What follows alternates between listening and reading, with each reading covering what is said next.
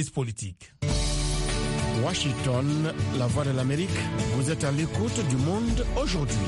Retrouvez-nous aussi sur Internet, Facebook et sur votre portable. Le président de la RDC, Félix Tshisekedi, poursuit sa visite d'État en Chine, prévue du 24 au 29 mai. Une visite très axée sur l'économie au cours de laquelle M. Tshisekedi devrait renégocier un contrat signé en 2008 par son prédécesseur Joseph Kabila avec les autorités chinoises.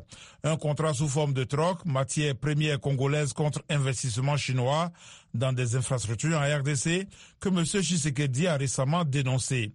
Pour une analyse, Mohamedou Mfa joint Germain Ngoy Tshibambe, professeur au département des relations internationales à l'université de Lubumbashi en RDC.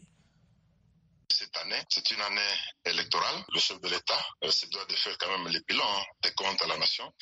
La visite en Chine tombe à pic parce que depuis un certain temps, on critique de plus en plus ce que fait la Chine en RDC. Ce qu'on avait considéré comme étant le contrat du siècle, on arrive à un point où les divisions sont vraiment nombreuses. Et le troisième élément du contexte, c'est que pratiquement notre pays est agressé par le voisin de l'Est avec leur suppôt. C'est ce contexte-là qui rend pertinente la visite de notre chef de l'État dans un pays qui est une puissance économique émergente, mais surtout un pays membre permanent du Conseil de sécurité. Vous avez évoqué le fameux contrat du siècle signé en 2008 entre la Chine et le gouvernement de l'époque présidé par Joseph Kabila.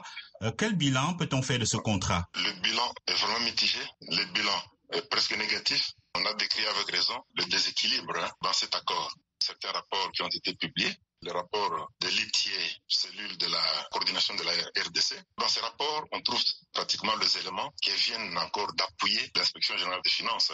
On parle du déséquilibre, on parle du non-respect des engagements promis par le partenaire chinois. Et plus concrètement, il a été promis que se dégage 3 milliards de dollars devant quitter la Chine vers la RDC. Il n'y aurait que 825 millions qui ont été déboursés. À ce jour, je ne peux même pas prendre un vélo pour quitter une ville vers une autre parce que les infrastructures routières promises dans ces contrats n'ont pas été exécutées. Oui, mais le contrat a été signé en 2008, nous sommes en 2023. Comment ça se fait que pendant tout ce temps, que ce contrat n'ait pas été dénoncé? À la vérité, il faut faire une lecture politique.